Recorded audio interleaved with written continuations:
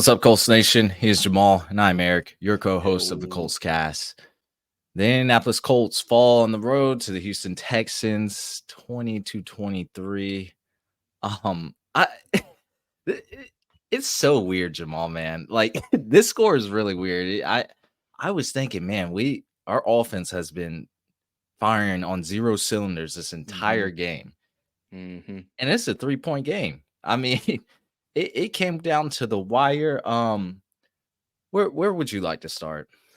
Hey, first, just go ahead and hit that like and subscribe button. Let us know if you're here. Drop a comment below for the shoe if you're here. Also, drop a comment below if you want to talk about what draft number we're going to be at this year. Maybe 16, 17, 18. I'm just kidding. We're not going right there right now. I just had to get a reaction out of Eric. Nah, hey, let's start with the defense. Let's talk about the highlight, No, no, man. no, no, no, no, no. All right, hey, say less. I just asked you that it's a rhetorical question. You know who we gotta start. You know who we gotta start with. Let's get Hey, it. I can uh, mute my mic. Go ahead, do your thing, you, dog. oh, you want me? All right. I gotta get something off my chest, dog.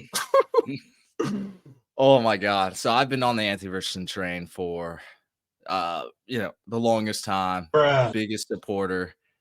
I ain't gonna lie, guys. Like, he might not be it. Like it so I thought so he got injured like a tad bit, like his first injury scare. He came out for a little bit, something with the wrist, and then his second injury. I was like, man, this guy goes out every quarter.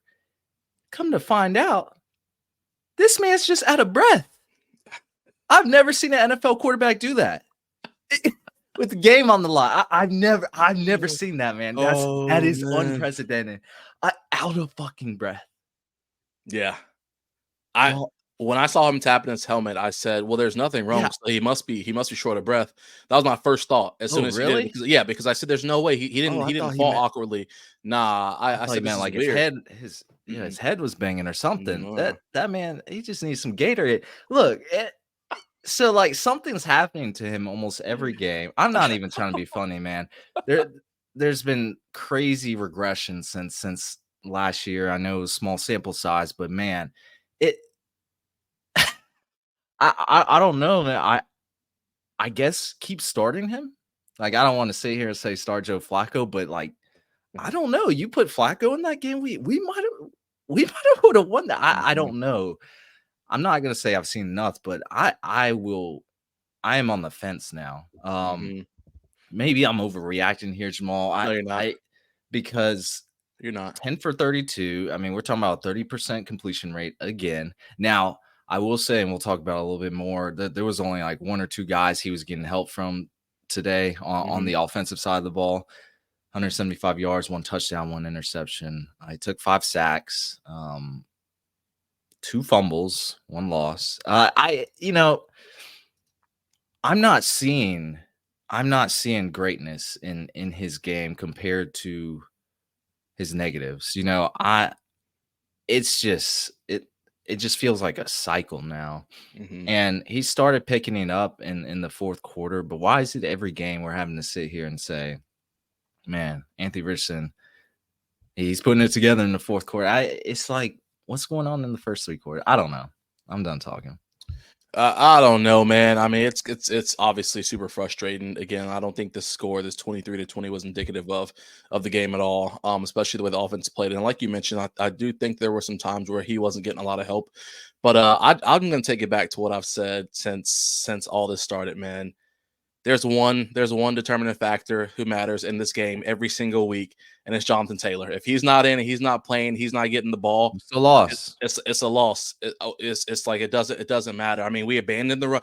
We saw, what did we go? We still lost with Jonathan Taylor, though. Yeah, because we didn't run the ball. We ran it 20 times. How many times? How many drives did we have? We went 0 of 9, I think, on third downs, because we were trying to air it out every first down, every second down. Then we air it out on third Yeah, down. we got Three it. and out, We three and had out, our three and out, first three and third out. down conversion in the fourth quarter. I do remember that. But Yeah, yeah, we were 2 for 13. yeah. We abandoned the run, and all we did was throw the ball on their opportunity. Now, what I'll say is, I'm not saying that, obviously Jonathan Taylor's going to make us win the game, but I think he would have had a better implication on the game had he had more opportunities to run the ball.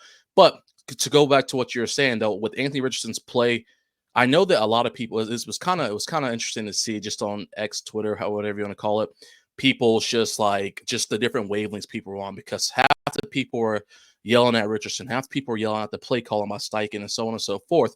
And while I do agree that, I mean, obviously some of the play calls are probably a little Nah, suspect, we need so to to talk about speak. that We'll too. talk about that. But there are also opportunities where, as the quarterback, you have to realize you don't always have to just let that thing launch. If you have the ball and there's no one around, there's no one open, and your first read isn't there, your second read isn't there, maybe your third read may or may not be there, but you don't have time to look, just take off. Take off and get 2 or 3 yards and slide and get out of bounds, do something. Don't try to force the ball someplace where it isn't going to be, because even if you get a bad play dialed up, Mahomes going to get bad plays dialed up. But it's up to him to figure out if he's going to either get that ball downfield, or he's going to try to do something just to get a couple yards to keep the drive going, because it's a momentum killer whenever we see the incomplete passes left and right. He's putting the ball. You're right. He's putting the ball in harm's way too often. Right after almost throwing a pick in our end zone, Richardson really said, like, "Don't worry, I'm gonna get y'all on the next play," and he threw a pick. It was the worst thing you could do there, and it led to a free touchdown for the Houston Texans. I mean, we could have gone into halftime 10-10, Yep. Getting got the ball back, Yep. third quarter. Like, that is completely game changing, and that's why, like, I'm going to blame a lot of people on this offense, but Anthony Richardson's got to have a brunt of the blame for this game, because he was not on point, and on a lot of throws. I'm sorry, on a few throws he was on point. Like, Yeah. he did have some beautiful balls thrown this Oh, yeah. game, but of his 32 pass attempts, I mean, it had to be less than 25% of them that was beautiful. So I just don't understand. And going back to Shane Steichen, like, I don't understand how we don't utilize Richardson's rushing ability. I mean, the lack of QB powers, the lack of zone reads. I just, dog, I don't understand it. Let's have a conversation about Shane Steichen. This throw to score, run to win mentality is obviously not working for this team. His play calling, his game planning for this offense has regressed. I mean, I guess this goes back on Jim Bob Cooter and the rest of the coaching staff. Sure. But I don't know. I've always wondered. You got this guy with massive ability with his legs. Like, the whole first half, it felt like we were trying to push him into this box that he doesn't fit in as a pocket passer. Man, like you said, Jamal, I mean, Taylor didn't get enough carries in the first half, but, like, they switched it up in the second. They started running the ball and stuff like that. But I've never seen Richardson do the tush push. That worked in Philly all the time. And you got this 6'4", 244-pound quarterback. I don't know, man. He ended the game with 6 carries for 45 yards, but most of those yards came on that last scramble he had to do. I think it was like a 28, 29-yard gain. Either way, I don't know, man. We're not running him enough. I know we're scared. We don't want him to get injured, but then again, you gotta utilize that talent. Yeah, you definitely have to. I mean, obviously they're not just pushing and stuff like that, but I think the one thing too that that people have to think about as well is the fact that when Steichen was in Philly, I mean, you had Jalen Hurts there, who, for what it's worth, is a pocket quarterback. He just has the ability to also run, like, he has the legs. Versus Richardson, who is a run first. I won't say run first, but he's a mobile quarterback. He's not a pocket quarterback. So I think that, even because people are saying, this isn't really designed for him, it doesn't work for him. Well, they're two different completely quarterbacks. Just that Hurts has the ability to also get out of the pocket and run if he needs to, when he was in Philly. So I do think that, And yes, that man I had can. like 3 rushing touchdowns today, bro. Yeah, I know. Because he has the ability to. Richardson ain't getting one day. I mean, which is fine, because Taylor Yeah. got it and Josh Allen's got a touchdown. But, like, I don't know, man. They have similar skill sets, and I don't know. We're doing things differently here. I don't know. I think some of it too is, and I don't want to say because it's like a disrespect thing to the coach, but I think some of his youth as well, especially with Richardson, because Jalen Hurts. I mean, you think about, and again, this is not a pod to compare the two, but I think that Hurts, he's also going to be someone who's who's going to go against the grain with his coach if he thinks he has something better. Versus Richardson, I feel like, is very much this is my play, these are my reads, this is what I'm going to do. I'm going to get the ball to where it needs to be because this is what my play has been dialed up to be. You know what I mean? Like, I could be completely wrong with that, but I just feel like he's not going to be someone who's going to go against the grain of what the coach says, because of of just his tenure, his age, his respect game. It's just like, hey, this man drew up a play. He dialed up this play they think is the best for this coverage. I'm going to go out here and make this play work with this coverage. And sometimes it's not always the case. Sometimes you do have to just kind of go rogue and do what you got to do to make a play within reason. Obviously, don't just chuck the ball to double coverage. Yeah. And There get a were reception. plenty of times where he should have just taken Taken off. off. Yeah. Easily. Plenty of times. Like, man, use those legs, get out of bounds. Like, Yeah. don't take a hit, but like use those legs, make them respect your legs. Mm-hmm. Pause. Make them respect your legs, though. But it'll change how the defense reacts to how you play on offense. But I don't know, man. I will say, Josh Downs, man. What if we didn't have Josh Downs? Oh, this would be a completely different conversation right now. Oh my god! I mean, it is a dog. He was wide open on the first touchdown. We had 2 crossers going, and it ended up being kind of like a legal pick play. And Richardson, I will say, he stood in the pocket, delivered that pass. It was I think it was a little underthrown, but it was a little underthrown. Yeah, I was nervous. Josh Downs, yep, he still got it though. Boom, touchdown, and even that second almost touchdown was amazing too. Which it was. I think that should have been a touchdown, but crazy catch on his back. You got to frame that. But my man, Josh Downs, he did what he had to do, man. Yeah. 4 catches, 109 yards, touchdown, 10 targets. Yeah, it's crazy. Putting them numbers. Yeah. But your boy, Michael Pittman. My boy. You rocking the MP jersey right now, probably. No, I got a debug. Oh, you debug. There you go. He's back. He's back today. He's back today. Yeah, Michael Pittman, one reception, 16 yards, only 6 targets. Not only 6 targets, but 6 targets. Yeah, not a good day. I had a lot of mistakes today. I don't know. Yeah. I saw him slip on a route. What else happened? He was doing some other things. I was like, man, Pittman's not having a great day. Offensive line, I will say, didn't have a great day either. I didn't know Quentin Nelson has to lead the league in false starts by now. Yeah, 3 today, right? I think it was. Yeah, he was on one today. Playing like a rookie on his last false start. I mean, that man was shivering. It was loud about it. I guess it was. Yeah, that stadium got crazy in the fourth quarter, but yeah. Big Q, man. 3 false starts, 1 game. Fun to see. Yeah. Nard Ryman getting bodied like nonstop. Oh my god. This offense is just out of sync. Nothing is and we somehow mustered up 20 points. I don't know. I just nothing's right, man. I don't understand.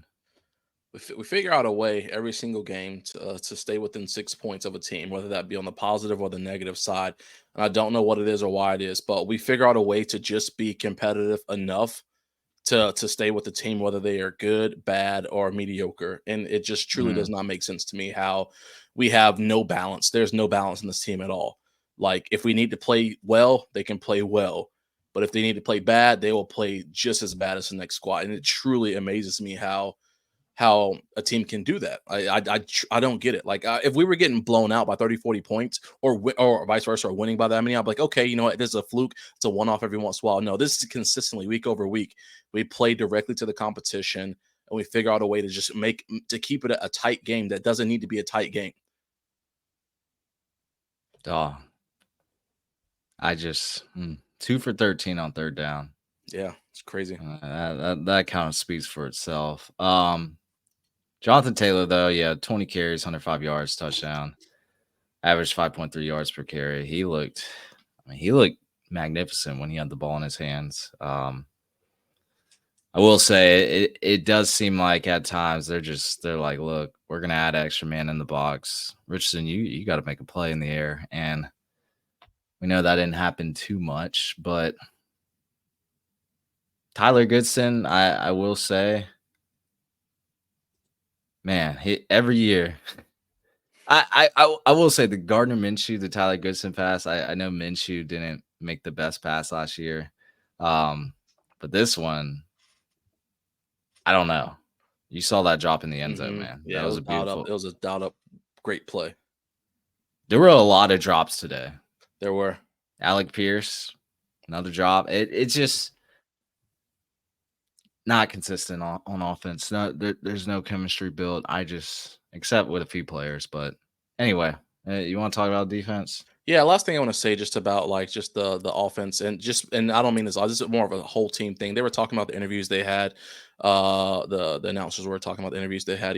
Pre-game yesterday, I guess last night, and they were talking about how D'Amico was saying how important this game was to the team, so on and so forth, and kind of just like getting them hyped and ready for what's to come because they know they need a clean sweep to get to almost basically guarantee them the AFC South, et cetera, et cetera.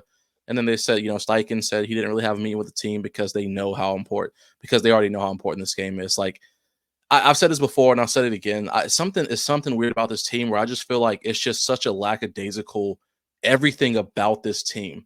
Like I feel everybody's just kind of there. Everyone's just there for a part. Like, I mean, I understand we're not on the field playing, but like I'm not smiling and laughing when I'm down by 7-10 points. Like because I got to pass or I got to stop or whatever the case is. Like everybody just like, hey dog, hey, we getting paid today. We gonna get back. We gonna be on our private jet home. We gonna be cooling for the week. We ain't got to go back to practice till Tuesday. Like it's weird, man. I don't know. I just feel like at some point you gotta be pissed off at what's going on. Like you just gotta be because being 4-4, sitting at 500. I mean, clearly that's okay. And again, mediocrity seems to be the culture around the Colts for some time now. So I guess everybody's just cool with it because it is what it is, right? We're some kind of contenders to sit at the middle of the pack. We ain't the first thing we're gonna say is we're not the worst in the league. Nah, dog. Like I just truly don't get it. But we can talk about defense because they did all right today. But yeah, I mean, we're like you said, Jamal, mediocrity. We're right outside the playoffs now. So it's like we're 4-4. We're middle of the pack. That's the definition of mediocre. So yeah, we're gonna have the number 20th pick in 2024 NFL draft. Yep. Anyway, trade back defense. You said trade back. We're gonna get number 32, baby. Chris Ballard, trade back. Gus Bradley. He brought the heat today. I will say, he did. Yeah, way more aggressive than usual. This pass rush was.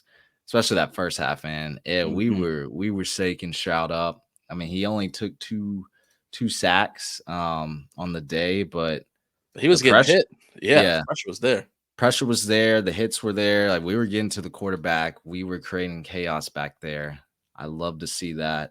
Obviously, it wasn't enough, but I don't know. Dio Dangbo. I feel like I've always slept on Dio. I won't sleep on him anymore. That man, he should have had that touchdown, man. I did not see Joe Mixon bring him down. That was a weak call. Yeah. Anyway, CJ Stroud, he threw for 285 yards, a touchdown, no interceptions. Lost a fumble though, of course, but like, that looks really good on the box score. But I will say, I mean, we contained them to 23 points. Joe Mixon didn't have as crazy as a day as he did in week 1, but he had 100 yards on the ground. Defense was making plays, man. They were. There's definitely some holes, but y'all fired up the Fire Gus Bradley tweets in the first quarter, man. I don't understand that. Nick Cross goes at a bad angle on that first touchdown to tackle Julian Blackmon, and we're like, fire Gus Bradley. Well, they fired Nick Cross. Like what? I don't know. It's just laughable to me. I will say Kenny Moore, he made an amazing play in the red zone where he got off that block and that wide receiver screen, took down John Mechie. I mean, that you can't dial that up any better. But yeah, this defense, I will say the pass rush was there. I will say our secondary was looking good in some parts, and sometimes it wasn't great at all. But like Jalen Jones, I feel like it's been underrated. He's been playing semi well. I'm not blaming the defense today. I'm not doing it. No, yeah, you're right. Defense did what they're supposed to do. And just to be clear, Gus Bradley could have a good next, I don't know, 9 games, and I'll still say fire Gus Bradley at the end of the season. But I'm not saying it week after week because I'm not that kind Sure. of person. Well, I'm not a bandwagoner who just who gets pissy whenever one bad things happen, and then once something good happen, they forget about it. there needs to be a change, Jamal. You're absolutely right. Yeah. But The they go up highs and 7 low, points. Yeah. I'm not about to fire Gus Bradley. Yeah, that's ridiculous. But with that being said, again, the reason why Joe Mixon so we did an overall good job of containing him. I said it in the pregame show. I said, listen, I'm fine with letting Mixon get his as long as we can contain the receivers. And I feel like for what it's worth, we did a pretty good job. And we look at those 23 points. We say, I know you kind of mentioned the box score for CJ, and so on and so forth. But we gave up 23 points. I mean, listen, our defense, for what we have seen all year, 23 points against a team. I know they didn't have Nico in there, but 23 points against this team, man, listen, I will take it. I promise you, I will take it because our offense, as I said at the beginning of the season, we have to score 30-plus points a game to win any game. Our offense should be able to put up more points than what they did. So the defense, I'm cool with them letting up that 23. It's below our yearly average that we've been letting up. And they did what they needed to do for what we have out there on defense. They did what we needed to do. Bradley finally decided to grow a pair, scheme up some little stunts and everything that was going on. And it looked phenomenal. It looked some great. of his players back, man. He was feeling good. Yeah, everybody was feeling good. So I'm not tripping off what the defense did today. They held down the 4. They did what they're supposed to do.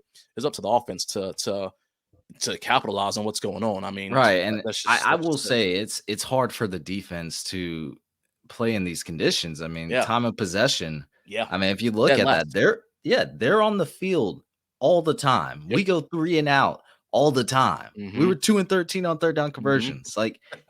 This defense is out there. I mean, they're getting gas. And so for what it's worth, I feel like they did decent today. They did well. There were moments I can't sit here and blame the defense this game, man. Nah, man. Like you said, I mean, to have to be on the field for 11 3 and outs. I think you said went 2 or 13, so 11 3 and outs. They putting their helmets on 18 times a game. I haven't said they probably not even taking it off. They don't have time to look at the Microsoft Surface. They getting a sweet Gatorade and going right back in. Especially when we throwing the ball, we're not even running it. It's letting the time go off the clock. But yeah, no, like you said, we're dead last in time of possession. So that tells you right there, the defense is first for time of possession for them being on the field. So yeah, they're going to be tired. These guys aren't robots. So they did what they had to do, man. And again, with having those other guys back, it clearly made a difference with Grove back, with D-Buck back, and all these guys in there. It made a difference. So shout out to them for doing their job. It's just a sloppy offense that was the game changer. Yeah, and it doesn't get any easier from here on out. I mean, I think the Vikings are coming down to earth, but we got Flex in the prime time, baby. Yeah, let's get it. We got Flex, and they're gonna be pissed that they lost these past couple games. Yeah, you better be ready, JJ. Jesus, I don't need that. Remember last time we took on the Vikings. 33 points. Yeah, the infamous comeback. Oh man. Yeah. This was a must-win game, so we could kind of potentially maybe make a run at the AFC South title. But now we've been swept by Houston this year. We're falling in that mediocrity. We're starting to see the holes in this offense, even in the defense too. It feels like a lost season, man. Yeah, I mean, just to capitalize on what you just were talking about, Vikings, then Bills, Jets. Okay, we can see. Lions. I don't know if you saw, but I think Jared Goff had 86 yards today total, and they still scored 52 points. We don't want to talk about that. That man had 3 passing yards, and they scored 57 points. Listen, how do you even do that? Man, that's scary. Maybe the Pats. That could possibly be one. Broncos. I don't trust. Jets and Pats, man. We got that. Yeah, Titans. I don't trust that game. Giants, I don't trust that game, and Jags, I obviously don't trust that game. Yeah, so yeah, you're right. I mean, 2, I don't know. I don't want to be the negative Nancy, but 2 games probably. The rest are. I don't know what we do from here. I was pretty harsh on Richardson the start of this pod, but I thought we hit rock bottom, but I don't know, man. I don't know. I don't know. Maybe I'm over it. I'll probably feel better tomorrow. I'm gonna wake up, fresh day, boom. feel a little bit like that? I don't know. We'll see. I mean, I don't know, man. There's a lot of stuff that has to go on, but I just want to see last thing I'll say is I just want to see someone else take some accountability just besides Steichen. Like I don't want to see Steichen get up on the podium and say, "Hey, this is my fault." Like I'm tired of that. I understand yeah. He ain't coming. Or Chris Ballard. Ballard's gonna do this right here at the end of the season. He's gonna say, "Hey, season's bullshit. It's bullshit." All right, fire away. The water bottle sip. Oh man. And then he's gonna evade every question. But anyway, we'll talk about that as we get close to the end of the season. Yeah. I'll give some impressions. Oh man. Hey, that's all I got. That's it for me too, man. Let's get out. Let the Colts enjoy the rest of their day and enjoy the rest of ours. Yeah, I'm gonna go watch some more football. That's gonna be it for everyone. Thank you for listening to the Colts Cast. We're live on Apple Podcasts, Spotify, YouTube, or any platform you use to listen to podcasts. And we'll be back next time to give you some more Indianapolis Colts content. Y'all, take it easy.